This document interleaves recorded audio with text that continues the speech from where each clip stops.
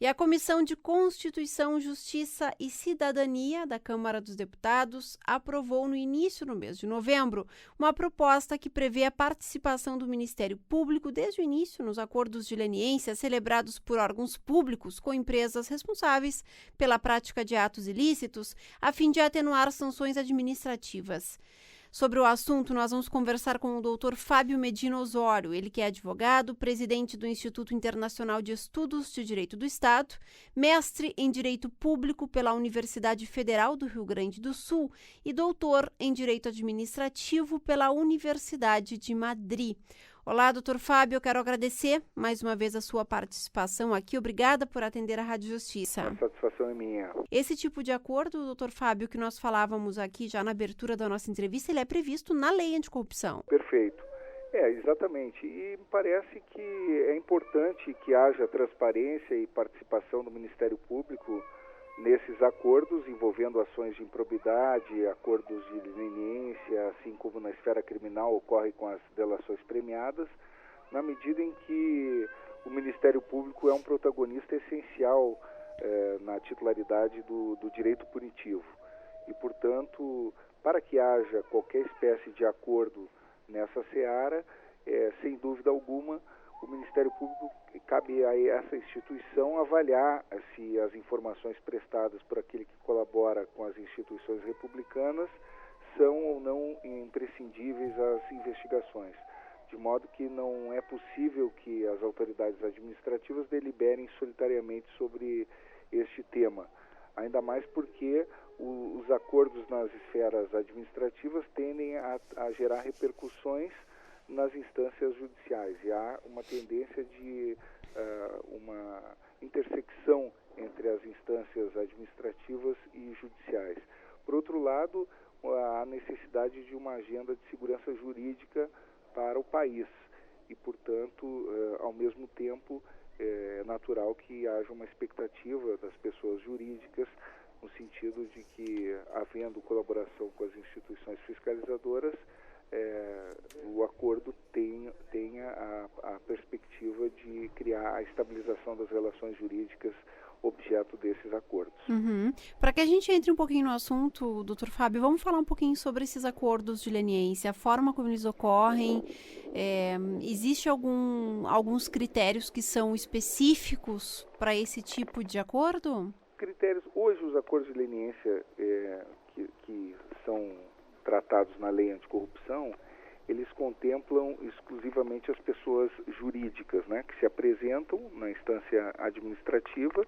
Nós temos que considerar que o principal protagonista na esfera federal para celebrar esses acordos de leniência é a Controladoria Geral da União, mas há outros personagens que podem também participar, com as próprias empresas lesadas, mas havendo a regulamentação da lei anticorrupção nas esferas dos entes federados, no caso estados, municípios, também esses outros entes federados poderão celebrar acordos de leniência, desde que haja a presença daqueles requisitos que estão previstos em lei e, sobretudo, havendo a colaboração das pessoas jurídicas infratoras para as investigações, a partir da prestação de informações que sejam efetivamente relevantes para a apuração dos fatos que estejam em curso nas investigações.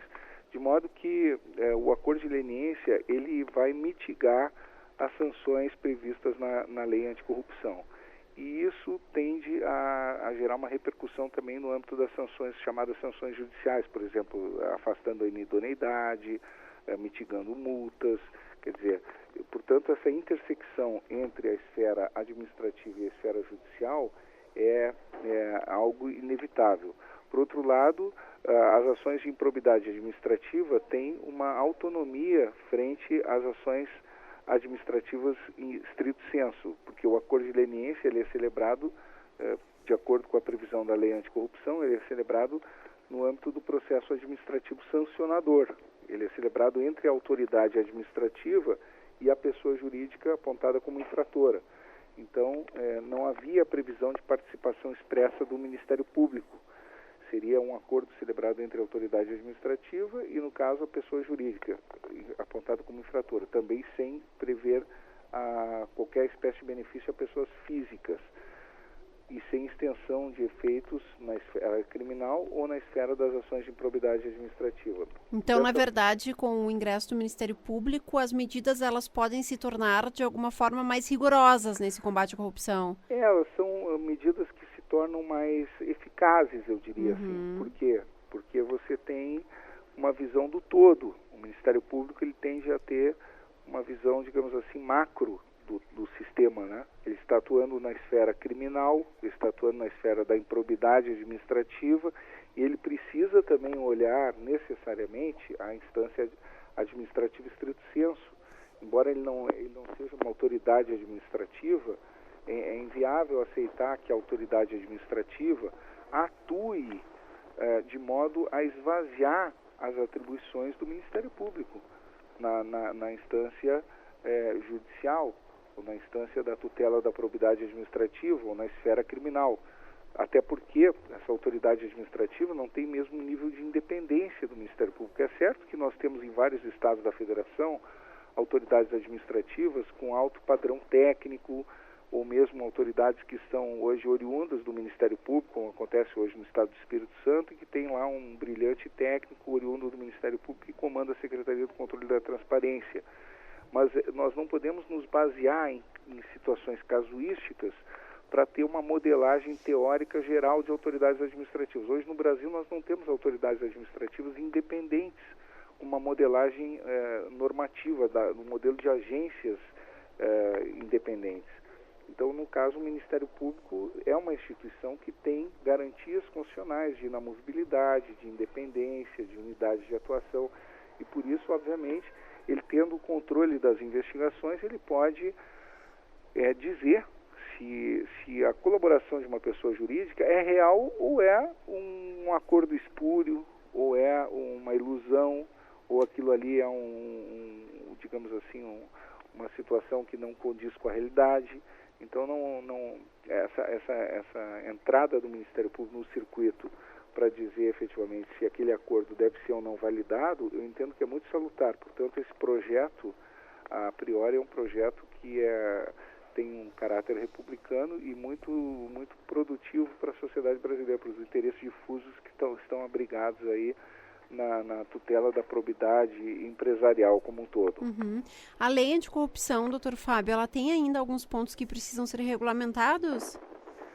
A lei anticorrupção, ela é autoaplicável. Desde 29 de janeiro de 2014, ela tem a sua vigência e já se aplica a qualquer ilícito que ocorra sob a sua vigência. Inclusive ilícitos anteriores que tenham iniciado a sua consumação em período anterior, mas que estejam irradiando efeitos ou estejam sob a égide daquela continuação de ilícito, né? O ilícito continuado, o ilícito que tenha caráter permanente, por exemplo, na Operação Lava Jato. Nós podemos eventualmente perquirir se um ilícito teve caráter continuado, ou tem caráter continuado, ou teve natureza permanente. Então, eventualmente, não se pode descartar que a lei anticorrupção se aplique a empresas envolvidas na Operação Lava Jato. Isso aí é perfeitamente cabível, essa cogitação. Porque a lei anticorrupção, para sua incidência, ela independe de qualquer tipo de regulamentação. Ela depende da regulamentação, ela dependeu, no caso da regulamentação federal, depende da regulamentação de estados e municípios para aplicação na esfera administrativa apenas estrito sensu. Foi regulamentada apenas por 6 estados na federação e também por poucos municípios.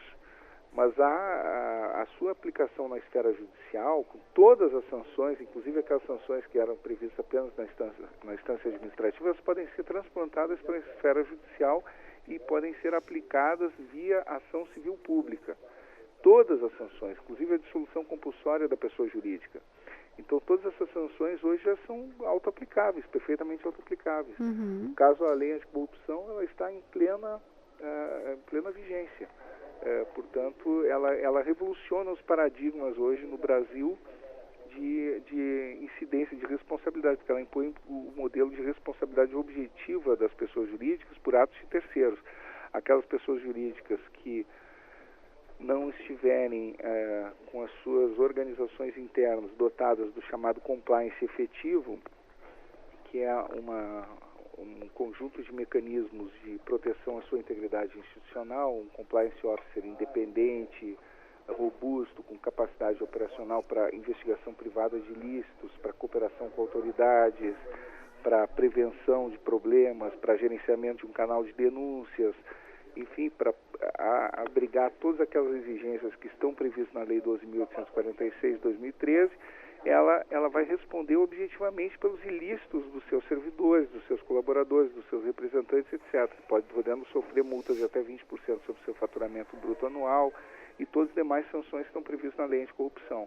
Então, não basta a empresa ter 1000 códigos de ética, de conduta e ter, digamos assim, aquele compliance de mentirinha, né? Compliance quer dizer simplesmente ter baixado a internet um compliance. Ela tem que ter uma estrutura operacional autêntica. E isso é muito difícil da empresa ter, porque é uma mudança cultural. Ela tem que mostrar que está colaborando com as autoridades.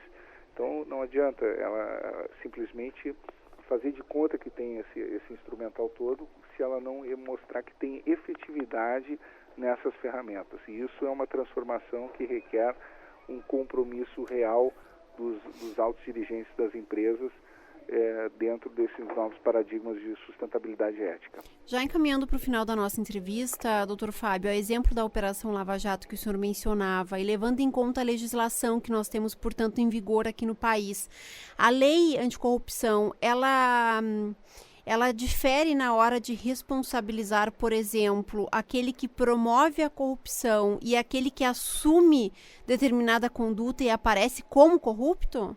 É o que, digamos, o corruptor, a pessoa física e a pessoa jurídica, eles têm hoje um arcabouço normativo muito rigoroso que incide sobre as suas condutas, né? A lei anticorrupção, ela pode atingir tanto o sócio dirigente, o dirigente, ele pode atinge diretamente a pessoa jurídica. Então, no caso, ela juntamente pode incidir concomitantemente com a Lei de Improbidade Administrativa, a Lei 8.429 de 92. Então, nós temos aí ferramentas que estão a incidir simultaneamente sobre pessoas físicas e sobre pessoas jurídicas, não havendo aí o chamado bis in idem, porque são legislações que não se chocam, o que pode haver um controle de proporcionalidade em cada caso concreto, considerando a incidência das sanções, se houver efetivamente um excesso que eventualmente venha a ser controlado pela proibição de excesso. Ok, doutor Fábio, eu agradeço mais uma vez a sua participação conosco aqui na programação da Rádio Justiça. Eu que agradeço a oportunidade, parabéns pelo trabalho. Este foi o doutor Fábio Medina Osório, ele é advogado, presidente do Instituto Internacional de Estudos de Direito do Estado, mestre em Direito Público pela Universidade Federal do Rio Grande do Sul e doutor em Direito Administrativo pela Universidade de Madrid. Ele que falou conosco nesta manhã sobre uma proposta que foi aprovada pela Comissão de Constituição, Justiça e Cidadania da Câmara dos Deputados e que prevê a participação do Ministério Público desde o início nos acordos de leniência celebrados por órgãos públicos com empresas responsáveis pela prática de atos ilícitos, a fim de atenuar sanções administrativas. Esse tipo de acordo é previsto na Lei Anticorrupção.